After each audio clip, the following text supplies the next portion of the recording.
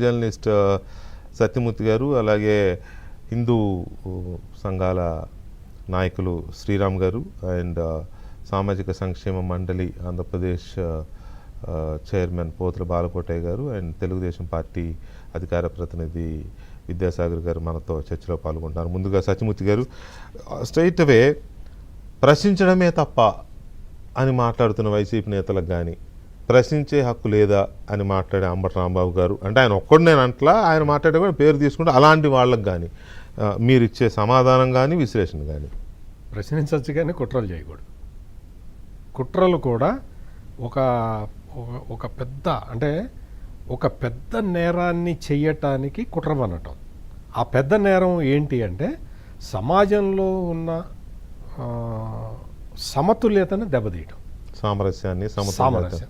ఒక కులాన్ని అడ్డం పెట్టుకొని కొంతమంది, మతాన్ని అడ్డం పెట్టుకొని కొంతమంది డిస్టర్బ్ చేసి సమాజం మొత్తంలో అంటే ట్రాంక్విలిటీని దెబ్బతీసే కార్యక్రమానికి వీళ్ళందరూ పెద్ద పెద్ద వాళ్ళందరూ చేతులు కలపటం. పెద్ద పెద్ద వాళ్ళంటే ప్రకాష్ రాజు లాంటి వాళ్ళు, ఆయన సినిమా యాక్టరు, ఆయనకి కొంత ఇన్ఫ్లుయెన్స్ ఉంటుంది.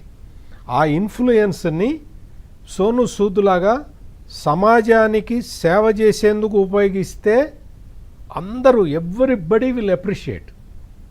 కరోనా టైంలో సోను సూద్ చేసిన పనికి దేశం మొత్తం ఆయన ముందు మోకరిల్లింది. నానా పటేకర్ అంటే నువ్వేం చేస్తున్నావు, ఈ ప్రకాష్ రాజ్ ఏం చేస్తున్నాడు, ప్రకాష్ రాజ్ ఏం చేస్తున్నాడు, just asking, he will ask only Modi. మరి మిగిలిన వాళ్ళని అడగవా?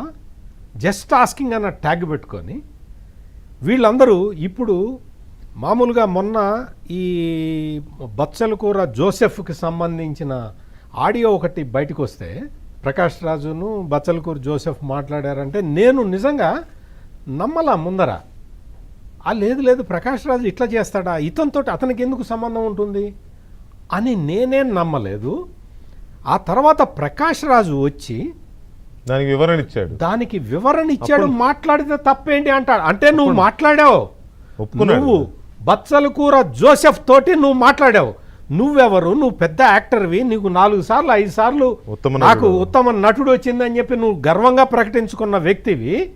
ఈ బచ్చలకూర జోసెఫ్ తోటి నీకేంటి ఈక్వేషన్? ఇద్దరు కలిసి స్క్రిప్ట్ తయారు చేసుకుని మీ ఇద్దరికి జగన్మోహన్ రెడ్డి తోటి ఏంటి బంధుత్వం ఏంటి? బచ్చలకూర జోసెఫ్ అనే వ్యక్తి, అతను వాళ్ళ తండ్రి బచ్చలకూర డానియల్.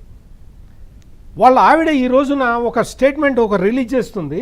సంతకం మరి ఆమెదో కాదో నాకు తెలియదు, వీడియో ఉంది కదా, ఆమె వీడియో కూడా ఉంది.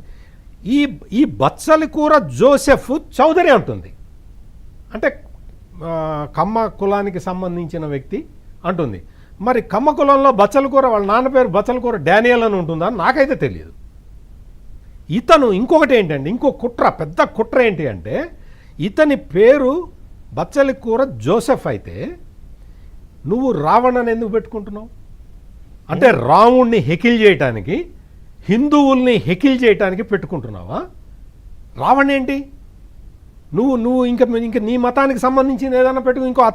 అతను చెప్తాడు, ఇంకోటి చెప్తాడు, నేను ఈ ధర్మానికి, ఈ హిందూ ధర్మానికి వ్యతిరేకం, నేను దేవుడు చెప్తే బాగానే ఉండు చెప్తున్నా. అంటే నేను ఆ భాష నేను వాడలేను కదా, ఆ భాషలో నేను మాట్లాడలేను కదా. నేను ఈ రాముడికి వ్యతిరేకం, లేకపోతే మతానికి వ్యతిరేకం, నేను నాస్తికుడిని అంటాడు. నువ్వు నాస్తికుడు అయితే నీ మతంలో, అంటే నువ్వు పుట్టిన మతంలో, నువ్వు ప్రాపగేట్ చేస్తున్న మతంలో నువ్వు నాస్తికుడిలాగా ప్రవర్తించు. ఆ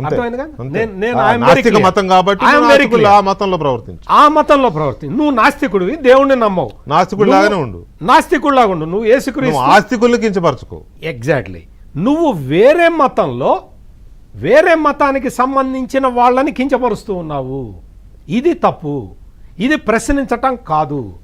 నీకు సపోర్ట్ ఎవరు? నిన్ను అరెస్ట్ చేయంగానే, మీరు ఒకసారి బెయిల్ రాగానే న్యాయం గెలిచిందా, న్యాయం గెలిచింది అని చెప్పావా? రెండో కేసు పెట్టి మళ్ళీ అరెస్ట్ చేయంగానే రెండో కేసు పెట్టారు, మూడో కేసు పెట్టారు, 4వ కేసు పెట్టారు. అయినా 4 కేసుల్లో మాకు బెయిల్ వచ్చింది. మరి 5వ కేసులో రాలేదే? జగన్మోహన్ రెడ్డి గారి మీద 30 కేసులు ఉన్నాయి. ఐదో ఈ బచ్చలకూర జోసెఫ్కి 5వ కేసులో బెయిల్ రాలేదే. అంటే నీవు ఒక 2 మతాల మధ్య తగాదా పెట్టాలని చూసే నీకేని తెలివితేటలుంటే సమాజాన్ని కాపాడాల్సిన పోలీసులకి తెలివితేటలు ఉండవా? రైట్, ఒక్కసారి బాలకోటయ్య గారిని అడుగుతాను. బాలకోటయ్య గారు నమస్కారం.